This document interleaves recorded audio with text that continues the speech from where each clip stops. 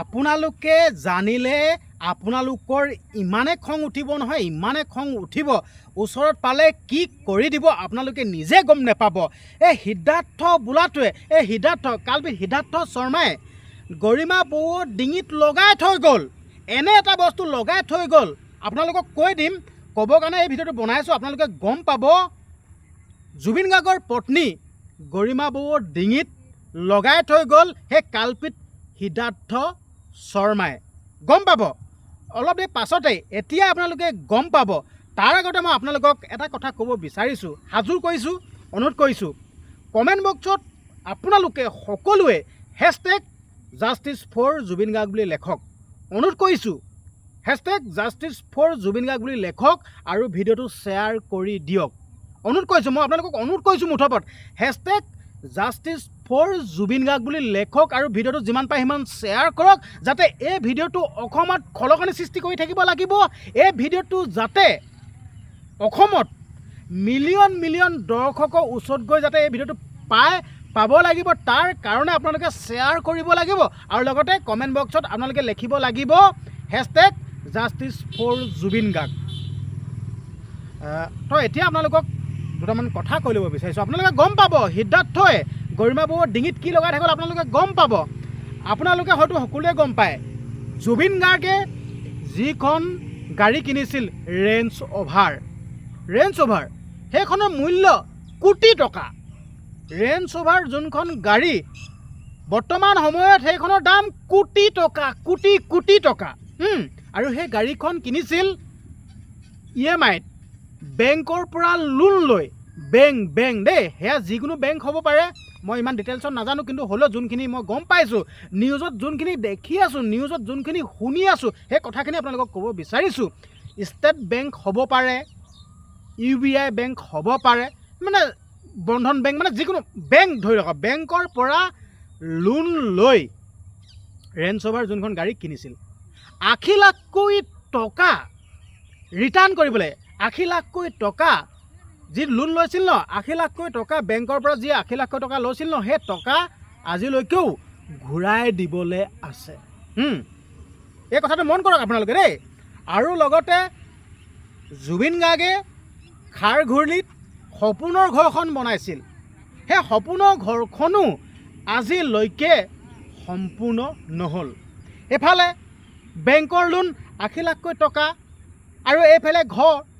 আপোনালোকে গম পাব, এতিয়াই গম পাব আপোনালোকে কালপিত সিদ্ধাৰ্থই গৰিমা বৰুৱাৰ ডিঙিত কি লগাই থৈ গ'ল। গম পাব। মই বিশেষ সূত্ৰে কথাটো গম পালোঁ, হয়তো আপোনালোকেও গম পাব পাৰে, ইয়াৰ ভিতৰে ভিডিঅ' চাই থকা লোকসকলে গম পাব পাৰে, কিন্তু মই এই কথাকেইটা নিউজত গম পাইছোঁ আৰু নিউজত প্ৰত্যেকটো নিউজ চাওঁ মই, নিউজ চেনেলৰ পৰা সংগ্ৰহ কৰোঁ কথাখিনি, আৰু মোৰ চেনেলৰ যোনসকল ভিউৱাৰ্ছ, মোৰ চেনেলৰ যোনসকল পৰিয়াল আছে ন, সেই পৰিয়ালসকলক মই আপোনালোকক জনাওঁ।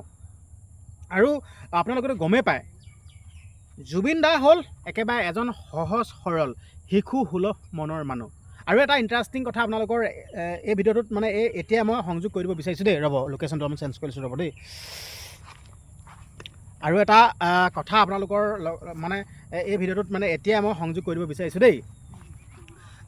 জুবিন দা মোবাইলত ফোনপে', পে'টিএম, গুগল পে', ঠিক আছে, গুগল পে', য়োনো, মানে তেনেকুৱা বেংকিং ৰিলেটিভ মোবাইলটোত একোৱে নাই। জুবিন দাই সেই কথাকেইটা কৈছিল, যেন মোৰ মোবাইলটোত যেন নাই, পইচা দিব পৰা সুবিধাটো যেন নাই, কিবা স্কেনাৰ কৰি দিয়ে, স্কেনাৰ কৰি পইচা যেন দিয়ে, গুগল পে', ফোনপে', পে'টিএম একোডাল নাই। মানে কি মোৰ মোবাইলটোত কেলৈ নাই, তহঁতি যেন চবেই যেন এনেকৈ পইচা দিয়। চিন্তা কৰক, যেন জুবিন দা ইমানেই এজন সহজ সৰল মানুহ, ইমানে এজন সাধাৰণ মানুহ, সেইখিনি কথা গমেই নাপায়। আৰু তাতোতকৈ এটা ইণ্টাৰেষ্টিং কথা, জুবিন দাই যিখিনি কথা কয় মঞ্চত, সেই কথাখিনি কিন্তু একদম বহুত এতিয়া মানে একদম প্ৰতিটো মুহূৰ্ততে সেই কথাখিনি মানে কাণত বাজি থাকে। আচলতে জুবিন দা মোৰ কাৰণে ভগৱান, মই জুবিন দাক ভগৱান মানোঁ। মই ঘৰত জুবিন গাৰ্গৰ ফটো চফা কৰি মই সন্ধিয়া আৰু ৰাতিপুৱা মই চাকি ধূপ জ্বলাওঁ। এতিয়া মই চাকি আৰু ধূপ জ্বলোৱা যোনসমূহ মানে যোনডোখৰ মানে ৰাখি থৈছোঁ, এতিয়া মই বাহিৰত ৰাখিছোঁ যেনিবা, আৰু যেতিয়া জুবিন দা যেতিয়া ন্যায় পাব তেতিয়া মই প্ৰাৰ্থনা কৰা জেগাত মই ৰাখিম।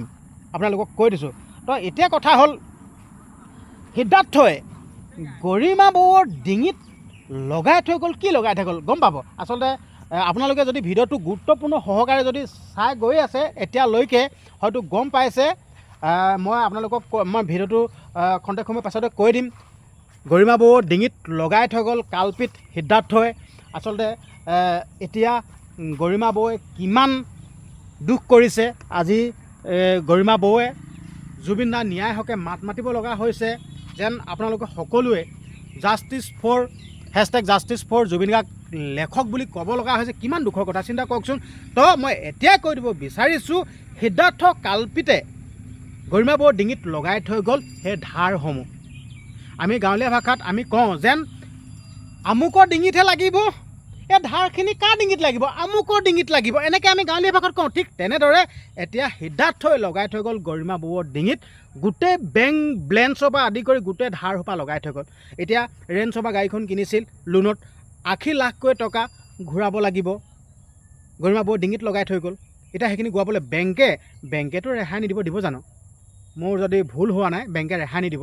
বেংকেতো সেইখিনি সুদ চুদ মানে লোন চোন বেংকৰ সেইবিলাক ঘূৰাব লাগিবই। এই কথাখিনি মই আপোনালোকক ক'বৰ কাৰণে ভিডিঅ'টো বনাইছোঁ যেন সিদ্ধাৰ্থই অকল জুবিন দাকেই হত্যা কৰা নাই, গৰিমা বৌকো এফালে হত্যা কৰি থৈ গৈছে। ইমান টেটুত ধাৰ লগাই থৈ গৈছে 80 লাখকৈ টকা। আমি যদি 50 লাখমান টকা যদি পাই যাওঁ নহয় আমাৰ লাইফ ছেটেলে হৈ যাব। কিন্তু 80 লাখকৈ টকা লোন ধাৰ মাৰিবলৈ থাকি গ'ল, বেংক একাউণ্টত এইবিলাক ঘূৰাবলৈ থাকি গ'ল। আৰু এটা কথা বেয়া লাগিছে, জুবিন দাইটো এখন মঞ্চত এটা অনুষ্ঠানৰ নামত 10 লাখ 15 লাখ টকা লয়। সেই পইচাখিনি ক'লৈ গ'ল? লোন ল'বলগীয়া হৈছে যেন, বেংকৰ লোন ল'ব লগা হৈছে যেন। এই কথাটো কিন্তু বৰ ডাঙৰ এটা ৰহস্য কথা। পইচাখিনি মানে লুটি পুটি মানে বেংক একাউণ্টত মানে সিদ্ধাৰ্থৰ বেংক একাউণ্টত ভৰাই থ'লে নেকি? কোটি কোটি টকা মাৰি ল'লে নেকি? কোটি কোটি টকা মাৰি ল'লে নেকি? এইটো কিন্তু বহুত ডাঙৰ কথা কিন্তু দেই। বেংক একাউণ্টত জুবিন গাৰ্গৰ বেংক একাউণ্টত পইচা কেইহেজাৰমান টকাহে ওলাইছে। এইটো কিমান এটা দুখৰ কথা। আপোনালোকে কথাটো মন কৰক, জুবিন গাৰ্গৰ বেংক একাউণ্টত মুঠপত কেইহেজাৰমান টকাহে ওলাইছে। নিউজত মানে এইখিনি দি আছে, বিগ ব্ৰেকিং নিউজ হিচাপে দি আছে যেন জুবিন গাৰ্গৰ বেংক একাউণ্টত কেইহেজাৰমান টকাহে ওলাইছে। এইটো বহুত এইটো ডাঙৰ কথা কিন্তু দেই, কেইহেজাৰমান টকাহে ওলাইছে। বাকী পইচাখিনি ক'লৈ গ'ল? সিদ্ধাৰ্থই মাৰি থ'লে নেকি? কোটি কোটি টকা নিজৰ বেংক একাউণ্টত ভৰাই থ'লে নেকি? যিজন মানুহে জুবিন গাৰ্গে নিজৰ মোবাইল ফোনত ফোনপে' পে'টিএম একোডালেই নাই, বেংকৰ পইচা পাতি কথা একোডালেই হিচাপ নাৰাখে, তো সেই পইচাখিনি সিদ্ধাৰ্থ শৰ্মাই চব লুটি পুটি লৈ ল'লে নেকি? কেতিয়াও ৰেহাই দিয়া নাযাব। জুবিন গাৰ্গৰ লগত যোনটো কাণ্ড কৰিলে এই কালপিত কেইটাই শাস্তি পাবই লাগিব আৰু শাস্তি দিবই লাগিব, এইটো কথা ক'লোঁ। আৰু আপোনালোকক অনুৰোধ কৰিছোঁ, আৰু আপোনালোককতো ক'লোৱেই, ভিডিঅ'টো ষ্টাৰ্টিঙতে কৈছিলোঁ, জুবিন গাৰ্গৰ পত্নী গৰিমা বৌৰ ডিঙিত লগাই থৈ গ'ল আচলতে গোটেই ধাৰসমূহ লগাই থৈ গ'ল। সেই কথাটো ক'বলৈ বিচাৰিছিলোঁ আপোনালোকক। গোটেই ধাৰসমূহ লগাই থৈ গ'ল, আপোনালোকক ক'লোঁ, আপোনালোকে নিশ্চয় এতিয়া বুজি পালে। গোটেই ধাৰসমূহ লগাই থৈ গ'ল। সেইকাৰণে ক'ব বিচাৰিছোঁ, সিহঁতে অকল জুবিন গাৰ্গকে মৰা নহয়, গৰিমা বৌকো মাৰিছে, সকলোকে মাৰি থৈ গৈছে। সেইকাৰণে এইকেইটা কালপিত কেইটা শাস্তি কিন্তু বহুত ডাঙৰ শাস্তি হ'ব লাগিব, যাতে সেই শাস্তিটোৰ নাম শুনাৰ লগে লগে কঁপনি উঠি যায় মানুহ। এইটোৱে ক'লোঁ। আৰু আপোনালোকক শেষত আকৌ ক'ব বিচাৰিছোঁ, #জাষ্টিছ ফৰ জুবিন গাৰ্গ বুলি লিখিবলৈ একদমেই নাপাহৰিব। #জাষ্টিছ ফৰ জুবিন গাৰ্গ আপোনালোকে সকলোৱে লিখিব, অনুৰোধ কৰিছোঁ। আৰু ভিডিঅ'টো শ্বেয়াৰ কৰি দিব আৰু চেনেলটো ছাবস্ক্ৰাইব কৰি দিব। ধন্যবাদ।